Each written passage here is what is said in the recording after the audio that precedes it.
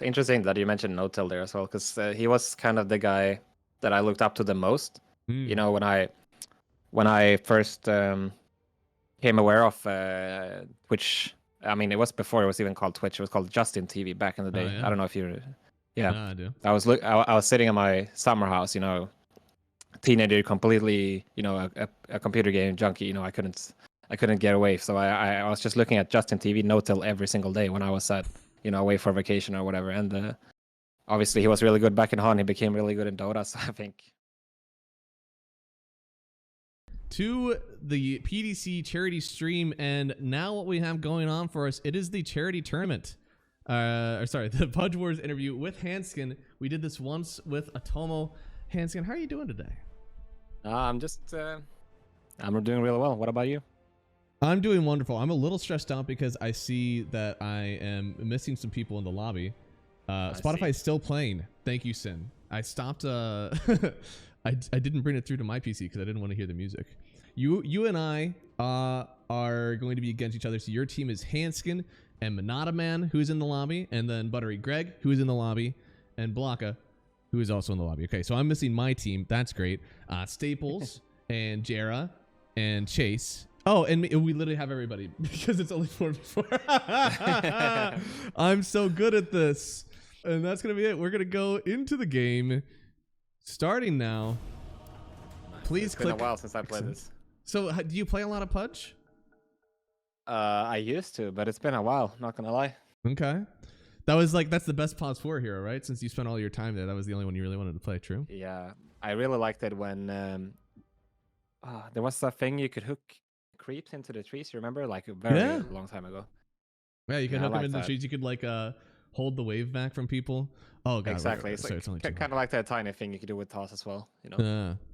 So, first one that I guess I should introduce you. All right, so our guest today is a world-class support who's won a Dream League, a Pro League, and dominated the 2021 DPC with Alliance. He played in the TI with the highest prize pool, and is the only pro player I know that does his own bathroom renovations. Please welcome Handsken to the show. How are you doing?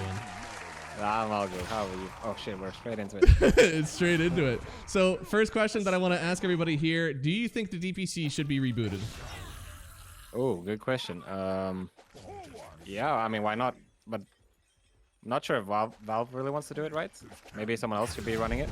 Ooh. But I think it was good for the scene. But I feel like Valve are maybe a bit tired from it. They got a lot of backlash and stuff, right?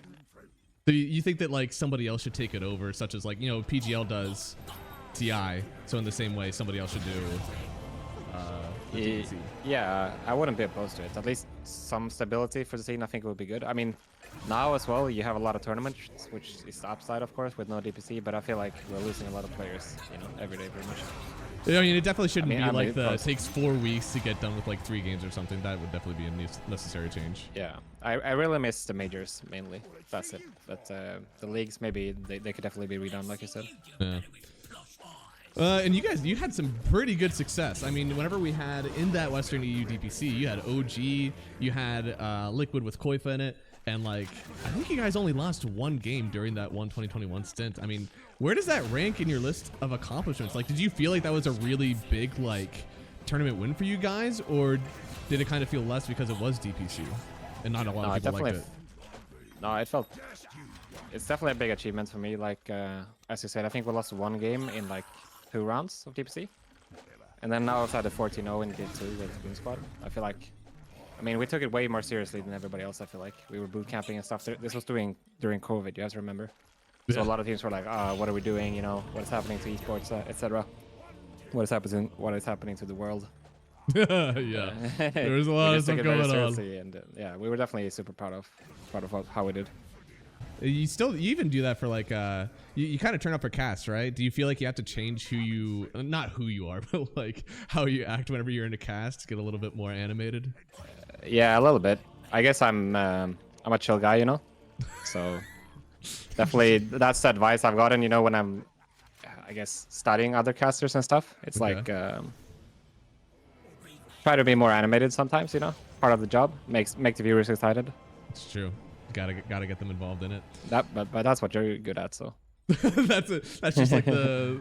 I don't know. Is that a casting combo? I don't know if anybody does have that where one guy is like super, cool, calm, and collected, and the other guy's just an animal. Because I definitely fit that side of it, I think. Maybe SVG and Cap, but I feel like SVG he improved a lot on it. Yeah.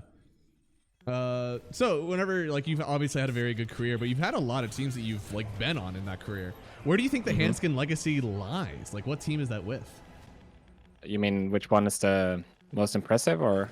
I think more like whenever you think of like yourself in your career, what team do you think feels like that was you over your career? Because obviously, like a lot of other people think about, Fly. Originally, that was OG, but now I think people think of Fly a lot more in his NA time. I don't know if his career necessarily lies with OG anymore. So with you, since you did have a lot of time like switching on teams, do you think that the Handsken legacy still lies with like Alliance, or is it someone else? Yeah, no, it's probably Alliance and Complexity maybe.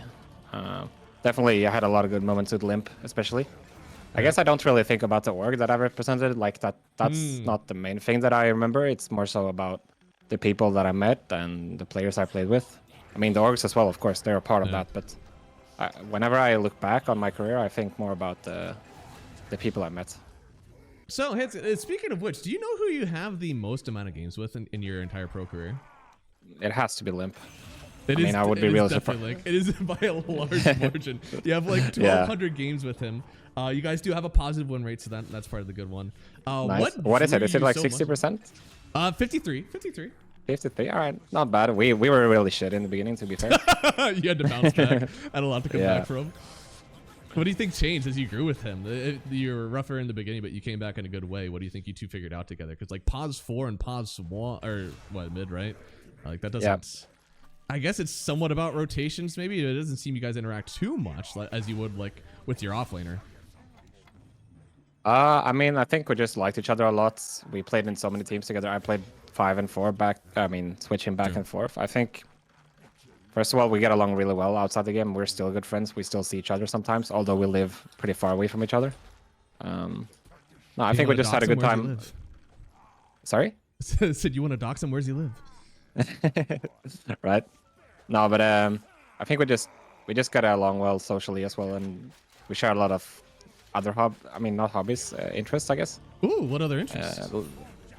No, I like music. We have similar humor and stuff, and so we just get along. We can talk about Dota and stuff, and I feel like he's always been one of my best buddies whenever I've been on teams, and we've been in so many ones together, right? Well, I guess that kind of answers one of the other questions I was asking. You said that like you wouldn't necessarily be against going into a qual stack, but it hasn't been something that really like has presented itself to you. If Limp asks you like, hey, I want to make another run. I want to go through the Western Europe quals. I want you on my team. Would you come back? I mean, I would play for sure for fun, but maybe not like wholeheartedly commit straight off the bat. But I would go for it, for a qualifier or two. Oh yeah. I was watching a lot of your older interviews. I watched a video, I think Toffee's played it, where you were introduced as a jungler for your team. Do you miss the jungle role in Dota? I do actually. I mean, I took a lot of pride in my abilities to be a jungler. It was I don't know, was jungling really everything in Dota? I think it was early Dota 2 days, maybe Dota 1, right? Yeah, very early. Very I mean, early. in Han, it was like a designated role. You didn't have a 4, It was kind of like you had a jungler or you lost. So I was the jungler in Han.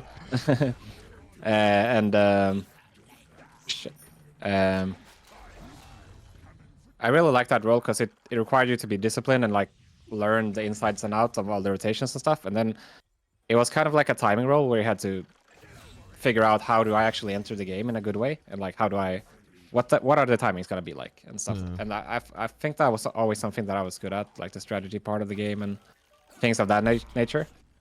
So that's what would get you back, really back into Dota. If they somehow re-entered the jungle role, then you'd be back. Yeah, maybe. Do you think, like, what would even need to change in Dota for the jungle role to come back in? I think they would have to introduce creeps from minute 0 or minute 0:30. Ooh. And then they would have to make lane creeps less valuable, I guess. How? Oh man, jungle creeps from minute 0 would be crazy because you feel like heroes such as like Clinks and Doom, which like have just this auto eat of creeps, would they be too strong? Yeah, maybe. I think Yeah, I also think they need to change something about bound runes probably, and what is it called, the Lotus. Like these things are so, I guess, valuable now, so that if you sacrifice a lane, you're just gonna get so far behind. I feel like. Yeah. But I do feel like some of those heroes would be really imbi if they were to change the game. Yeah, it's interesting because like people always think about like jungle is kind of a meme now. In other even in League, isn't jungle still a thing? It's like it's clearly possible I'm not sure. in some way. I mean, yeah. No, I would definitely enjoy playing those heroes like Clinks or Doom, or there was a hero called, I don't know, did you ever Pudge? No, I only got into Dota in like 2017. I was a late bloomer. I see. But in Han there was a hero called Parasite, where you're kind of like Ench. You can take a big creep from, or how it used to be, you could take a big creep from level 1, and then, but you become the creep instead. You like infest it, and then you control it. That was amazing. I love that hero. What a massacre that just happened there. Yeah. So I also looked in some of your interviews. They showed off your handball days. So you were pretty competitive in that, right? Have you ever gotten to like go back and like play? Do you keep up with it in the Olympics? What's your relationship with handball now? I mean, well, initially I played it just for fun with my friends, and I had a lot of friends in my club that was really good with it, and I guess I wasn't ever that good. I just played because my parents demanded that I do something physically taxing if I wanted to play so much on the PC. Okay. So I just did it for that, and I had a lot of friends, and turned out our club was actually really good. But then as soon as, I guess, my club stopped investing into our team and stuff, like people were thinking about, this is kind of the moment you're growing up, you're turning 18, 19. If you're going to keep playing, you're going to be pro pretty much. And then I just had other things going on, such as Han and stuff, right? Yeah. So I haven't played handball for like 10 years now, but I still watch occasionally with my brother. He's still into sports and stuff. Did he ever play? Yeah, he played as well. He was way better than me. What are some things you think you did well in handball? Like, what was your style? Oh, my style. I think I was pretty big from edge. Okay. Like quite tall and quite wide, so I was good at like doing blocks, I guess you call them in English. Yeah. You're sitting in the middle, right, next to the goalie, or like next to the defense, and you set up your team. Is that why you became a support? you were already actually a support player in handball? No, it was actually a thing in Han, right? We mentioned the jungle thing. So basically, it was, I mean, since everybody knows those people, it's like Psy and PPD had a team. Yeah. They basically invented the jungle thing, right? In Han, they were talking like 2011, 2012, and then you had to learn how to micro pretty well. If you didn't know how to micro, then basically you can't be a jungler. So nobody in my team wanted to be the micro guy, and I was a core back then. I was always playing 1 or 2 or 3.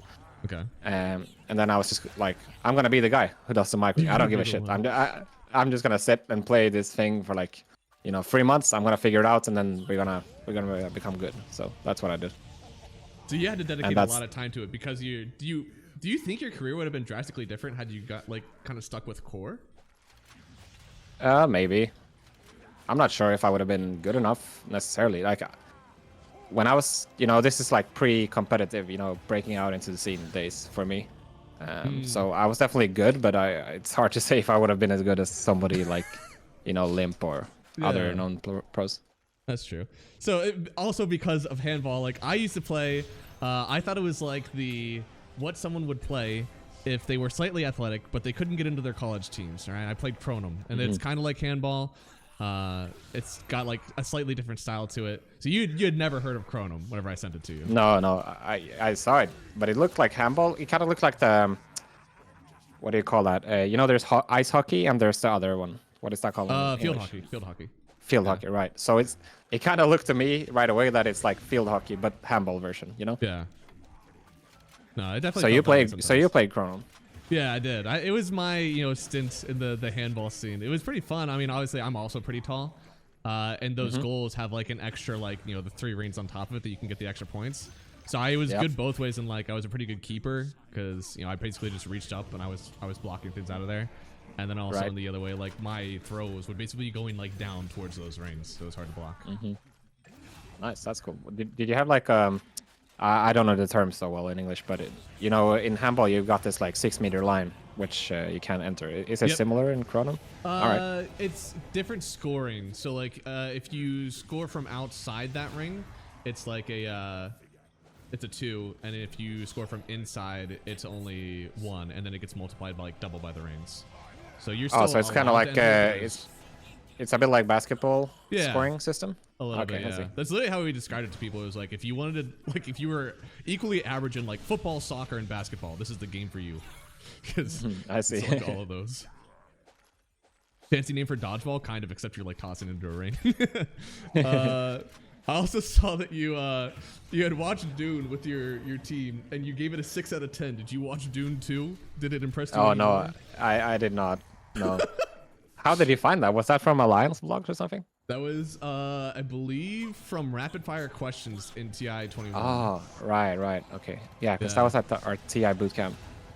Yeah, and it was the $10,000 house, right? Yeah, I mean, it could have been. Renovation.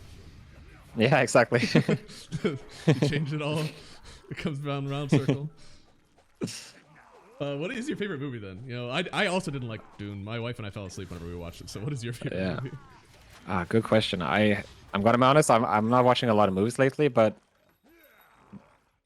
if one comes to mind, it has to be Back to the Future. Ooh, okay. You know, really old school, but I think it was really sick. And I also watched the musical when I was in the UK once, and I think the just theme and everything is amazing. Back to the Future, the musical. I've never heard of such a thing. Yeah, it was. I mean, I guess it was just a seasonal thing, but it was really nice. Huh. Are you a cultured person? Do you see a lot of like more theater and musicals instead of movies? No, I'm not gonna pretend I am. No. Neither am I. Honestly, like my wife wanted to watch a few movies with me, and I was like, look, you say it's a musical, and I won't watch it. You can go see it by yourself. She went and saw like Hamilton by us, and I was just like, I'll never enjoy it. I can't. Yeah, I don't even know what that is, but yeah, I have the same situation with my girlfriend. She's like, she always want to watch these things, and I'm like, can we just watch like, you know, something about, I don't know, economy or something, you know, something really boring. You'd rather watch the news than watch a musical. I feel that actually. No, I really want to watch The Big Short with her, but she refuses. Oh, she doesn't want to watch it. It's pretty entertaining of a movie, right? Yeah, no, it's been a while since I've seen it, but since I started studying economy, I feel like I really want to rewatch it. So how long have you been studying for now in college? Well, I was in uni before I started my Dota 2 career, which was, I studied for 6 months back then, and I've been enrolled for about 6 months now as well. So 1 year total, but different programs, I guess. Okay. And you said it's in economics is going to be what you're figuring out. So what is your goal? I mean, since you've been like a professional gamer for so long, and obviously you're really successful at it, you have some pretty decent earnings from Dota. Like, what is your goal with the economics degree? I mean, it's just about improving myself and finding stability, right? I mean, I'm still interested in casting and doing all these things. I think it's really awesome, but I don't think I want to be a player anymore, probably. Or, well, I haven't been trying to make a team happen at all this season, which is new for me. So I just want to improve myself. And if I have to do a normal job, I would like to do it in finance, I think. Well, I'm in finance. I'll see you on the other side. Hopefully, maybe you can come to the United States and we can work together. Sounds good. Wouldn't that be fun? I'm down, dude. I guess that's where you have to be, right? Oh yeah, that's weird because like obviously your esports earnings have gone a longer way, right? In Europe, if you were to do that like in the United States, it would be like a little bit harder. Not crazy, but like a little bit harder to make it go the distance. Yeah, I guess so. I only know this because I know like Otto. I know what Otto's earnings like per year is, and he was like, oh yeah, like I'm able to live, like, you know, decently off of just the casting that I do every year. It's not, you know, crazy, but it's enough that he's still able to be like a good, you know, provider of the household. So I know like you were probably in the same place. Depends where he's from, really. I suppose, yeah. He's in UK, so I don't know how that compares to like Sweden. It's probably quite similar, I would imagine. So what got you into casting? I think you started off on a cast with Nomad for a Dream League. So Oh, what got you in there, and how are you trying to stay? I mean, I guess it was always something that I thought about. You know, I'm a person who likes to plan things. You know, I have goals, and I don't like to live my life so much. You know, just randomly, if you know what I mean. Yeah. I like to have a plan about things. So I always thought, you know, I imagined when I started esports, hey, I can always be a coach or a caster. I feel like my personality would be decent at it. Like, you know, I really love watching Dota. You know, even sometimes I enjoy it more than actually playing. So I was like, I can always try that. And then when my career started, I mean, maybe I started feeling less job satisfaction or whatever, how you describe it. Yeah. Yeah, exactly. I mean, most of my ex-teammates, they quit and stuff, and I didn't have as much results as I used to have.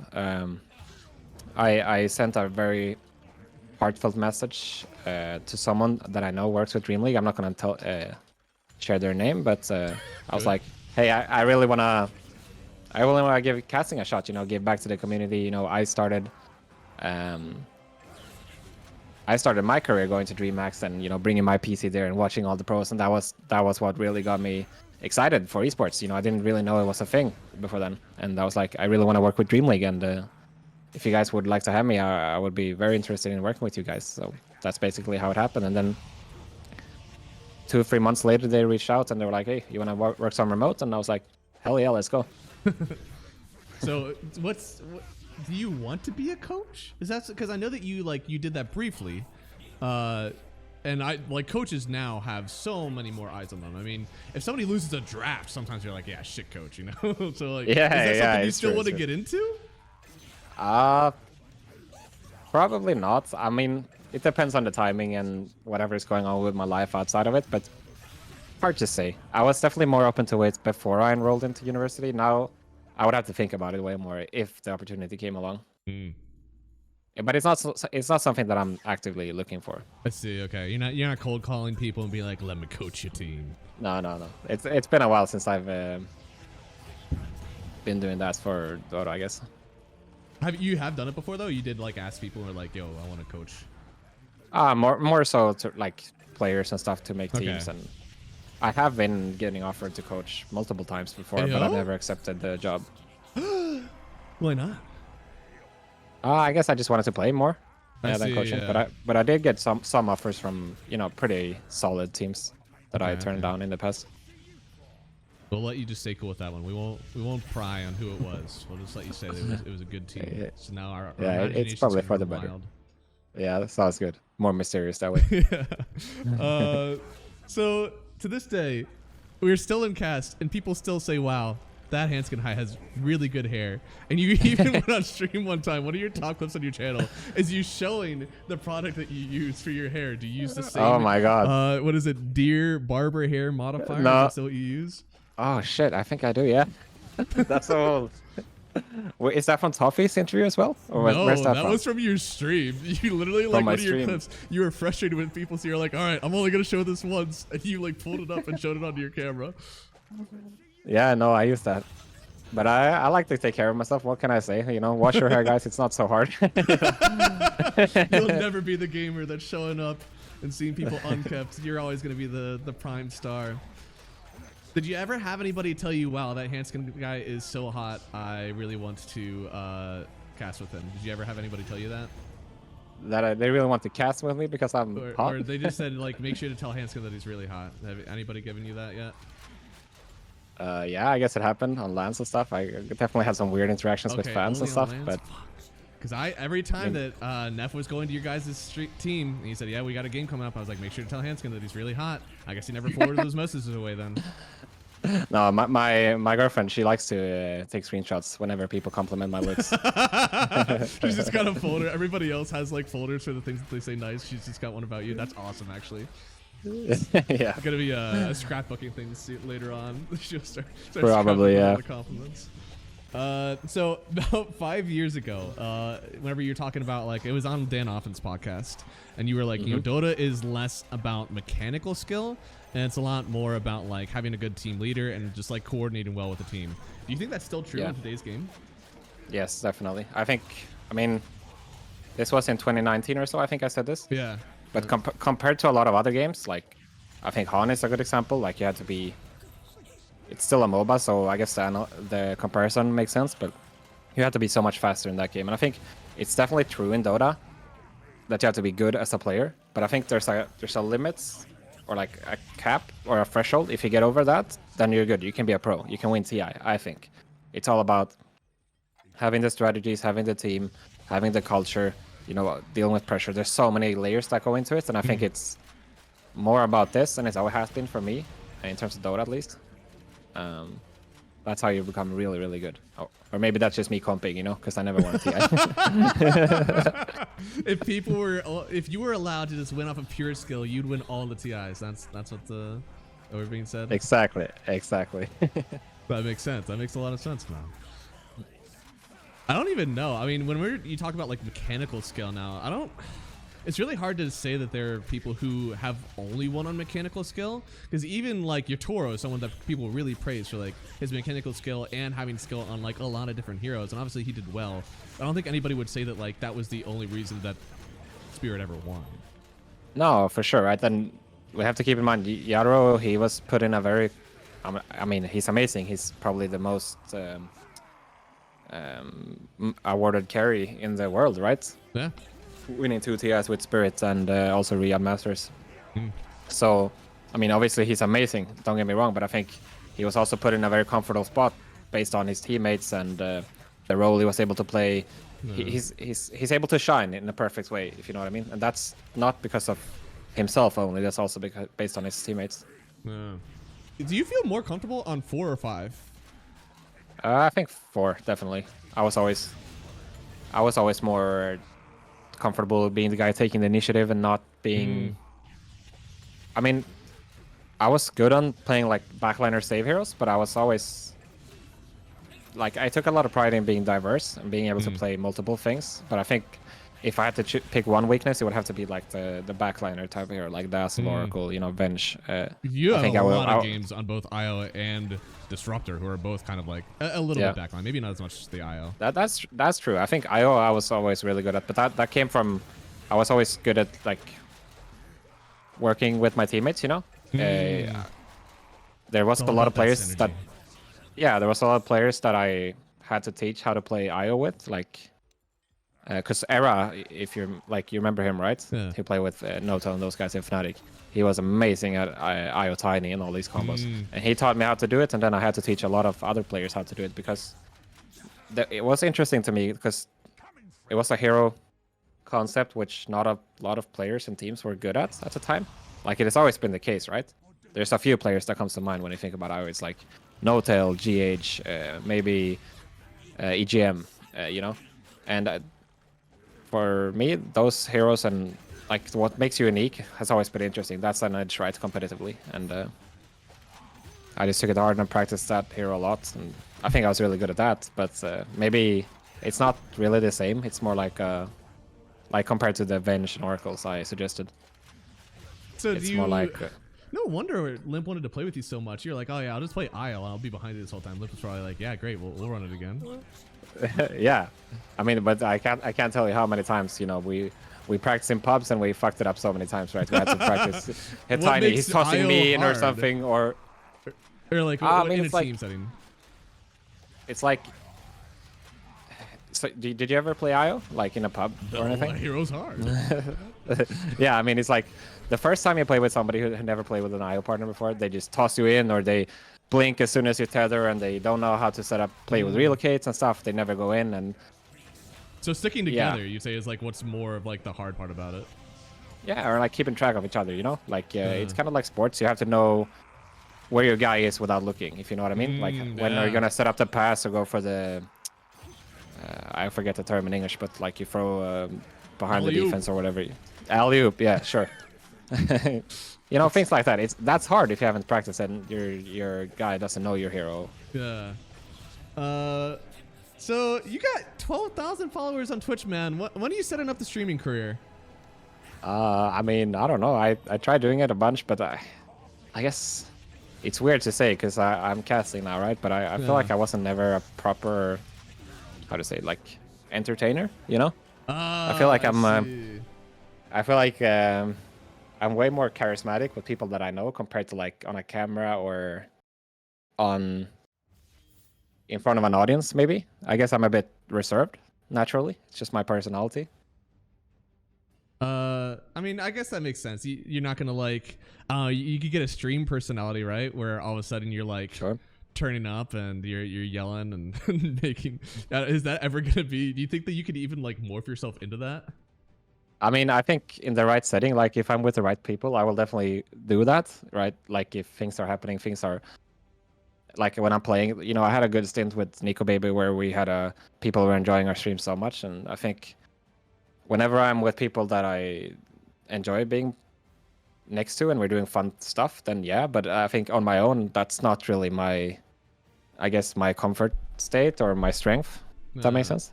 Yeah, no, it's like it would be going too far out of your comfort zone that maybe it wouldn't be good, even if you tried to make it happen. Yeah, probably. I mean, that's just my feeling, though. I haven't really given my heart into it, but I guess it's something that I'm not. All right, It's not something that. Okay. Yeah, go for it. I was gonna say we do have some chat questions here. What's your first Dota memory? Oh, that's a good question. First Dota memory. I mean, I guess I have a lot from my early days. A lot of lands and stuff. I remember there's one particular memory. I mean, it's not my first memory, but I think it's pretty good.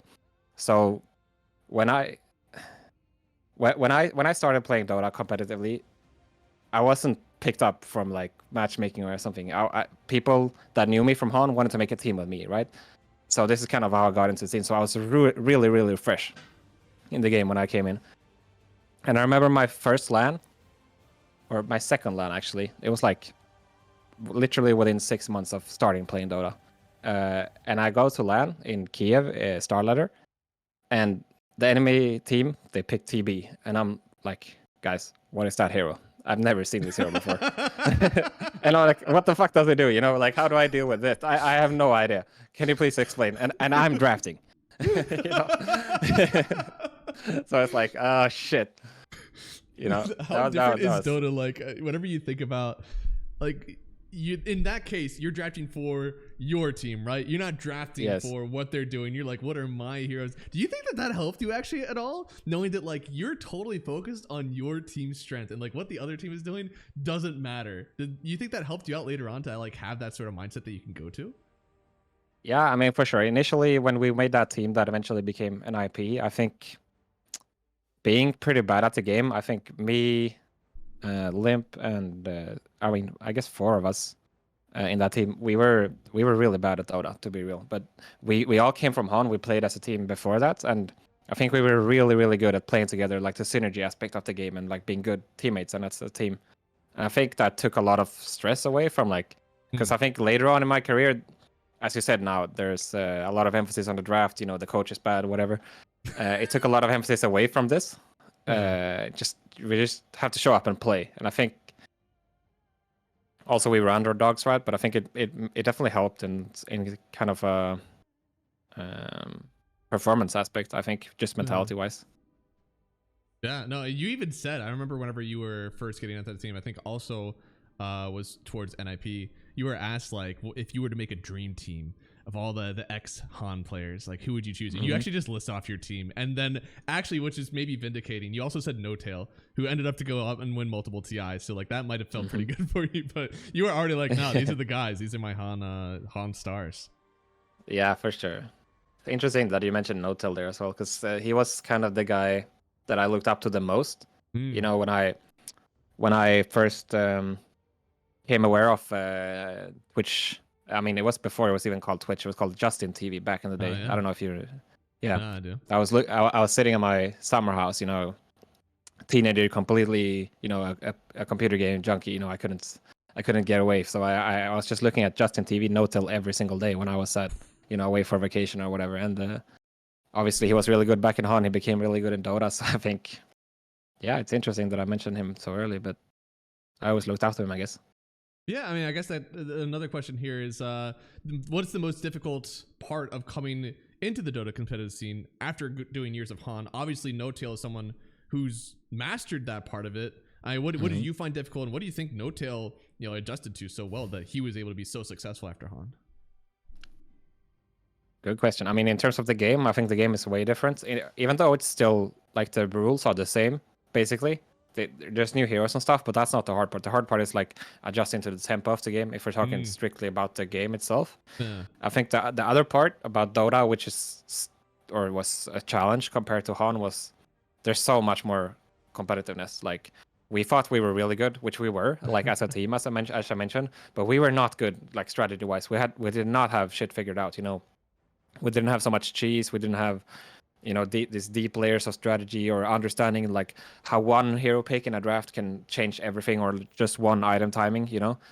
We were more so like we're gonna go in and fight really well. But I think in Dota you came to realize, there's metas, there's China meta, there's SA meta, and there's CIS meta, and all these things. And like, and that was so interesting to me. And I think that's what made Dota really interesting to me personally, because I think every ex-Han player can resonate with the fact that Dota just feels pretty sluggish once you switch from Han. It's just a feeling. I mean, I don't feel like this today, but I remember the strong feeling of like, this game is so slow, man. I guess sometimes it does. I mean, Dota has those times like back and forth with each patch where like somebody, it's a zoo patch, and then all of a sudden people were like, the game is too quick, somebody slow it down. And then you have like back in China meta where it's like, I'm gonna sit on my high ground for 60 minutes, and eventually we're gonna get 6 slotted, and then we're gonna win the game. So like Dota goes through so many different times. What about now? Actually, do you think the game is too fast, too slow? Do you think it's just right? No, I think they're doing a good job, Valve, in terms of balancing the game. I think one really important change in mentality that they had, I can't say exactly when, but it's been a bunch of years now at this point. They they kind of transitioned supports into being actual heroes in the game, having items as well. Whereas back in the day, you would just be a bench, ready to swap with your brown boots for the whole game. And the only thing you had to think about is your warding and, small timing, such as when you buy the flank or your etc. It was kind of a different game for supports back in the day. And I think they've made each role, I guess, more interchangeable and like in the skill set you need to have. And I think that's like a really good change, because you have to keep in mind, like most of or like almost all the players, they play it for fun, right? It's not supposed to be balanced purely around competitive Dota. I mean, I think that's probably like, speaking of the support change specifically, I think that's why people have gravitated more from like carry being the strongest role and mid being the strongest role to like offlane being where it's at right now. Because supports being strong benefit the offlaner and like those moves that you want to make a ton more. And like as a carry player, you're an AM and you're a PA, you blink on a Crystal Maiden that has like half of a bracer component and you feel pretty good. But now it's like there's glimmers, there's ghost scepters, and like these things come out so much earlier. So the supports, they're able to gravitate towards their offlaner with actual impact in the game instead of just sitting in front of their carry to be a shield for when you get smoked on. Yeah, for sure. I mean, when I came to Dota, there was a trial in meta, right? It was for a long time. Like you would play 2 supports just sitting and pulling, and the offlaner, he would like sit in a tree somewhere, right? He didn't basically enter the game or the lane at all. So I think in that sense, the game was, how to say, it became predictable in a way. Okay, yeah. It was like if you had the better carry and the better way of reaching the critical mass, then you would just win. Yeah. Whereas when it switched to dual lanes, more items to supports, bound runes, more action generally in the game, like wisdom runes, tormentors, all these things that are pretty recent, right? I think it makes the game more interesting on a casual level, but I think it also makes the game more interesting on a pro level, because it just means that there's way more play and more micro fighting happening compared to just sitting back and like building your carry and then just auto winning. Yeah, it makes it more entertaining for sure. Well, I think that's all that I really want to hold you up here for today. So then the last thing, tell us what you got going on. Do you have a casting thing coming up, or you anything you want to promote here before we kick you out? I mean, actually right now I don't have any casting gigs coming up, but I mean, I guess there's a bit of a break now in the scene. We got the Fisher qualifier happening right now, right? Yeah. But apart from that, I would love to do more casting in the future with you as well, of course.